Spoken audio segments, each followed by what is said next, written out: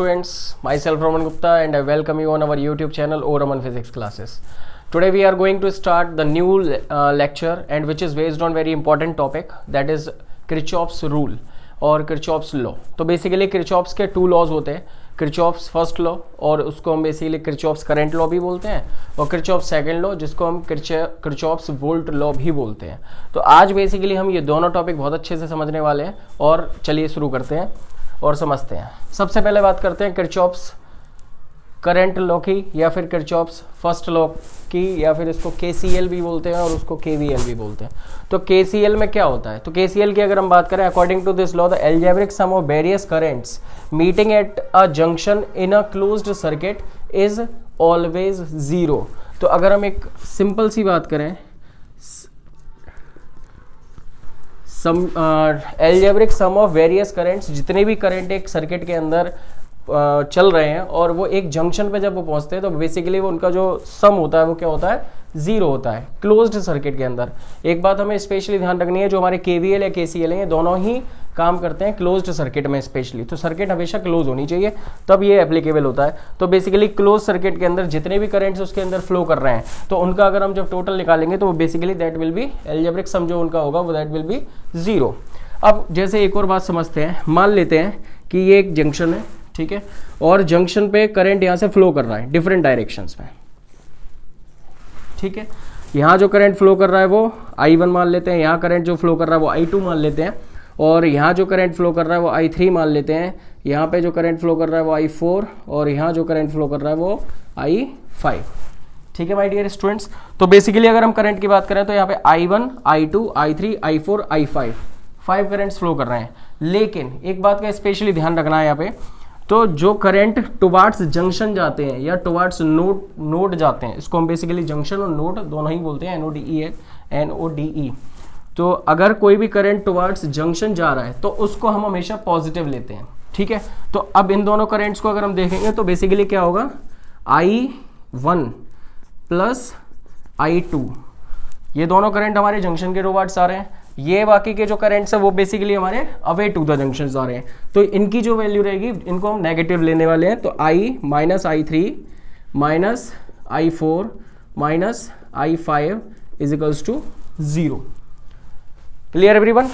I1 plus I2 minus I3 minus I4 minus I5 is equals to 0. तो इसमें अगर हम देखें तो एल्जेब्रिक सम जो है इन पांचों करंट का जो एल्जेब्रिक सम है वो कितना है? 0 है. Clear my dear students? अगर हम इसको एक और तरीके से समझें चाहे तो हम इसको ऐसे लिख सकते हैं, I1 plus I2 is equals to I3 plus I4 plus I5 लिख सकते हैं ना.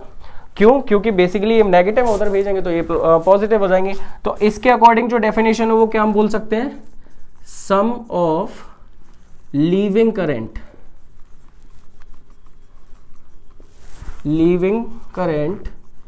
is equal to sum of entering current in a closed circuit. Clear my dear students? तो sum of leaving current जो है वो किसके इक्वल है? sum of entering current के इक्वल है. ओके, आई होप कि ये समझ में आया होगा आपके. और एक और जो इंपॉर्टेंट बात है, ये जो बेसिकली Kirchhoff's करंट लॉ है वो किसके ऊपर बेस्ड है? कौन से लॉ के ऊपर बेस्ड है? तो ये बेस्ड है हमारा कंजर्वेशन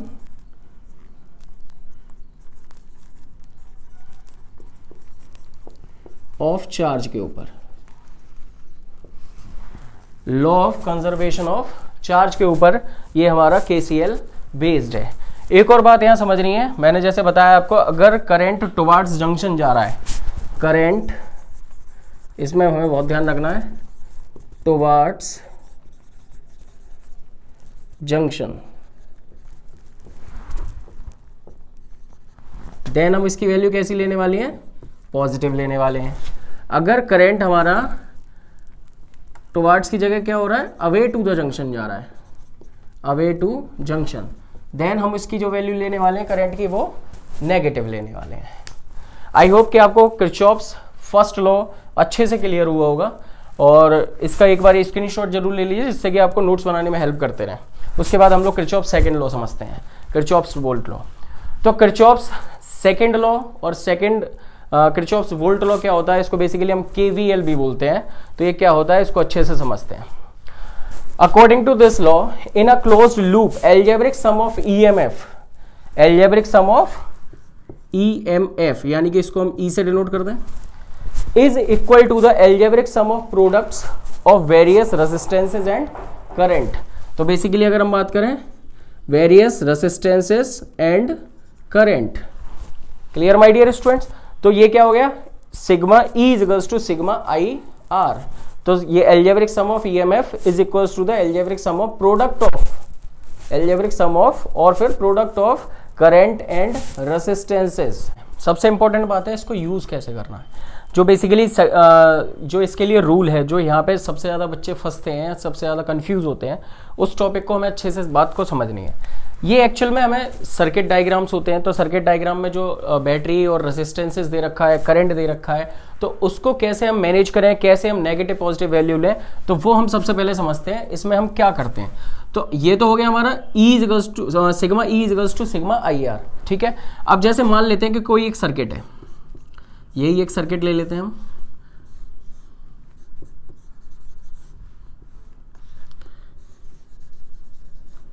ठीक है माय डियर स्टूडेंट्स। तो ये इसको हम E1, इसको E2, ये R1 इंटरनल रेजिस्टेंस R2 और इसको हम R मान लेते हैं। यहां से करंट फ्लो कर रहा है, इधर से करंट फ्लो कर रहा है, ठीक है। ये इस तरीके का हमारा डायग्राम है और यहां से करंट हमारा I1 आ रहा है, यहां से करंट I2 आ रहा है, यहां जो करंट पहुंच रहा है वो I1 प्लस I2 पहुंच रहा है। तो इसके लिए बेसिक रूल्स हैं, एक तो IR के लिए रूल्स है और एक E के लिए रूल्स है, मतलब product of current and resistance के लिए रूल है और एक EMF के लिए रूल है। ये दोनों चीजें जिन लोगों ने समझ ली तो समझ लीजिए, इसके कैसे भी क्वेश्चन आ जाए आप इजीली कर पाओगे। तो यही अब सबसे पहले हम देखते हैं। तो हमें एक बात ध्यान रखनी है, इसमें हमें डायरेक्शन लेना होता है।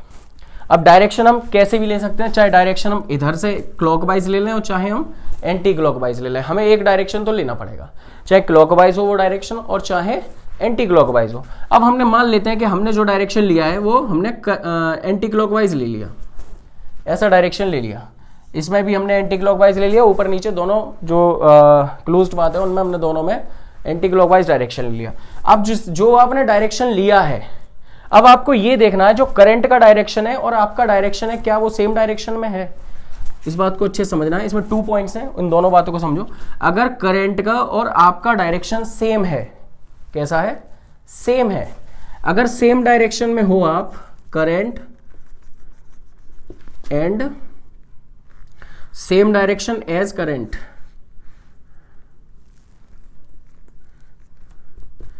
अगर करंट के सेम डायरेक्शन हो, उस कंडीशन में हम क्या करेंगे, जो हमारी जो वैल्यू रहने वाली है वो रहने वाली है पॉजिटिव IR, ठीक है मेरे प्यारे बच्चों। उस कंडीशन में कैसी वैल्यू रहेगी, पॉजिटिव IR। अब मान लेते हैं अगर ये अपोजिट हो जाए डायरेक्शन, अपोजिट टू करंट,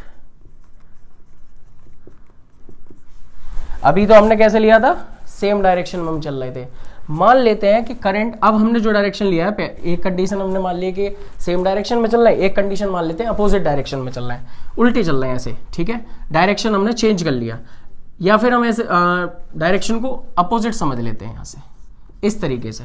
तो जो करंट का डायरेक्शन है वो ये है, क्योंकि बैटरी से तो भाई पॉजिटिव टू नेगेटिव ही फ्लो करेगा, लेकिन हमारा डायरेक्शन हमने उल्टा ले रखा है। उस कंडीशन में क्या होने वाला है, जो वैल्यू रहेगी वो नेगेटिव हो जाएगी, नेगेटिव IR लेंगे, ठीक है मेरे प्यारे बच्चों।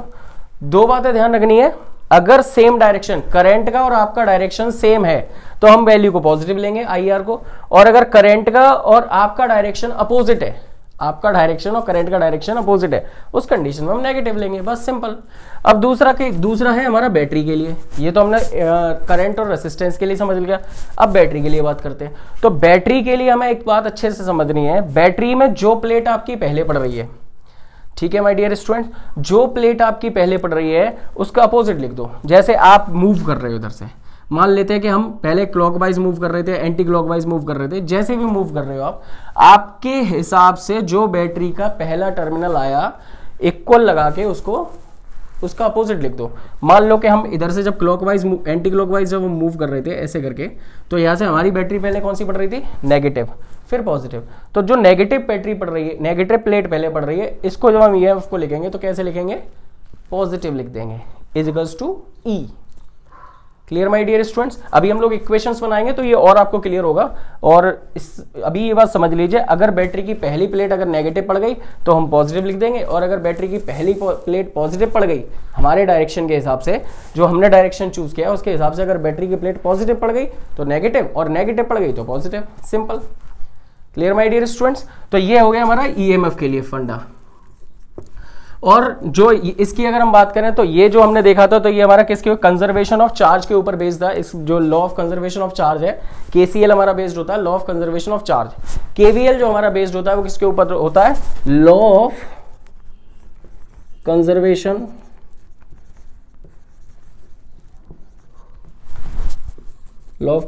Of energy. ठीक है माय डियर स्टूडेंट्स। ये क्वेश्चन एक एक नंबर में कभी कभी पूछ लेते हैं, तो आपको ये पता होना चाहिए। केसीएल हमारा law of conservation of charge के ऊपर बेस्ड है, केवीएल हमारा law of conservation of energy के ऊपर बेस्ड है। अब जो नेक्स्ट हमारा पार्ट है वो हम ये समझने वाले हैं कि एक सर्किट दे रखी है, तो हम इक्वेशंस इसकी कैसे बनाएंगे। अभी हमने डायरेक्शन तो समझ लिया, अगर हमारा डायरेक्शन और करंट का डायरेक्शन सेम है तो हम पॉजिटिव लेंगे, हमारा डायरेक्शन और करंट का डायरेक्शन अपोजिट है तो हम नेगेटिव वैल्यू लेंगे। आईआर की जो वैल्यू है वो पॉजिटिव नेगेटिव इसी के ऊपर डिपेंड करती है। ईएमएफ की अगर हम बात करते हैं तो ईएमएफ का क्या फंडा रहता है, अगर बैटरी की हमारे डायरेक्शन के हिसाब से बैटरी की पॉजिटिव प्लेट पहले पड़ गई तो हम नेगेटिव वैल्यू ले लेंगे, अगर बैटरी की नेगेटिव प्लेट पहले पड़ गई तो पॉजिटिव ले लेंगे, इसमें तो कुछ है ही नहीं। तो ये बहुत सिंपल है। अब इसकी हम एक इक्वेशन बनाते हैं। अब एक्चुअली में इनको अप्लाई करते टाइम पे देखते हैं और चीज़ों को समझते हैं।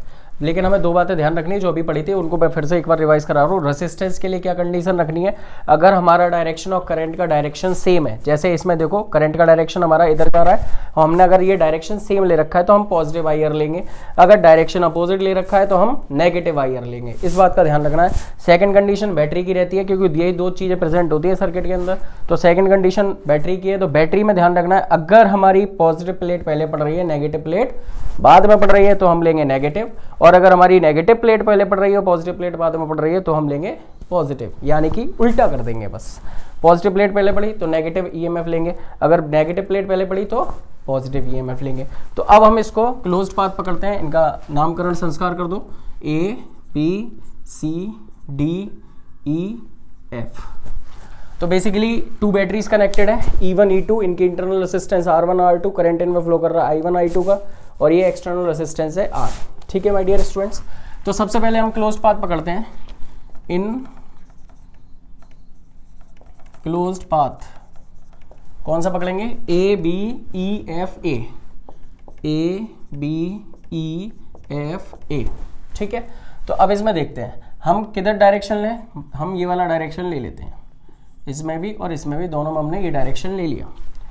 ठीक है, अगर हम अपने डायरेक्शन के हिसाब से चलें तो अपने डायरेक्शन के हिसाब से हमने ये A B E F A लिया है, तो इसमें डायरेक्शन के हिसाब से जो ये रेसिस्टेंस है और इसमें यहाँ पे ये रेसिस्टेंस है, दो रेसिस्टेंस है, दो ही बैटरी हैं। तो पहले मैं रेसिस्टेंस कम करते हैं। तो रेसिस्टेंस में अगर देखें R1, तो R1 में जो करंट फ्लो कर रहा है वो कितना कर रहा है, R1 में I1 का। एक बात ध्यान रखना है, जितना जिस बैटरी से करंट आता है उतना ही उस बैटरी में करंट वापस जा रहा है। तो I1 का करंट घूम घाम के आया और I1 ही यहाँ एंटर करेगा, I2 का करंट आया यहाँ पे I2 ही एंटर करेगा, ये बात ध्यान रखनी है। तो बेसिकली हमारा यहाँ पे जो इसमें जो करंट है वो कितना है, R1 में I1 R1। अब ये हमें ध्यान रखना है, पॉजिटिव लेना नेगेटिव लेना है। हमारा डायरेक्शन और करंट का डायरेक्शन कैसा है, सेम है, यानी कि हम वैल्यू कैसे लेने वाले हैं, पॉजिटिव लेने वाले हैं। अब दूसरी कंडीशन, अब आते हैं हम थोड़ा सा इस वाले पे। तो इधर अगर हम देखें तो I2 करंट इसमें फ्लो कर रहा है। अब I2 करंट फ्लो कर रहा है, लेकिन हमारा डायरेक्शन ये है और करंट का डायरेक्शन ये है, अपोजिट हो रहा है। हमारा डायरेक्शन और दोनों अपोजिट है, यानी कि minus I2 R2। Clear my dear students, equals to, अब बैटरी देखो, हम अपने डायरेक्शन के हिसाब से देखें तो E1 पे अगर हम जा रहे हैं तो पहली प्लेट कौन सी पड़ रही है, नेगेटिव, और नेगेटिव अगर पहली प्लेट पड़ रही है तो हम उसको कैसी वैल्यू लेंगे, पॉजिटिव ले लेंगे। तो ये हो गया हमारा E1 पॉजिटिव। फिर हम इधर आए तो ये हमारी बैटरी पहले कौन सी पड़ी, पॉजिटिव, तो पॉजिटिव अगर पड़ी है तो हम कैसी ले लेंगे, नेगेटिव, उसको माइनस साइन के साथ ले लेंगे। तो I1 R1 minus I2 R2 is equals to E1 minus E2, ये हमारी फर्स्ट इक्वेशन आ गई। अब इनकी जो भी वैल्यूज होंगी पुट करो और फिर इसको हम सॉल्व कर पाएंगे। अब हम दूसरा क्लोज पाथ पकड़ते हैं, इन क्लोज्ड पाथ। तो अब हम ले लेते हैं A B C D E F A, एक ये भी ऑप्शन है और एक B C D E B।